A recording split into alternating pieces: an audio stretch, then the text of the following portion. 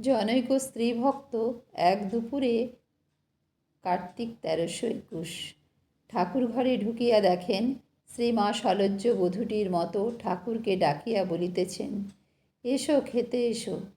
আবার গোপাল বিগ্রহের কাছে গিয়া বলিতেছেন, এসো গোপাল খেতে এসো।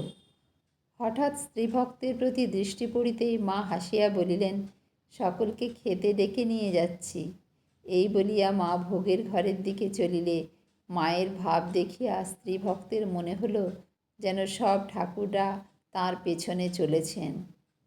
এই অনুরাগ, এরূপ পরম আত্মীয়তাবোধে পূজনীয় দেবতাকে হৃদয়ের অর্ঘ্য নিবেদনেই পূজা সার্থক হয় এবং পূজ্য ও পূজক সম্বন্ধের অচ্ছেদ্য বন্ধনে আবদ্ধ হন।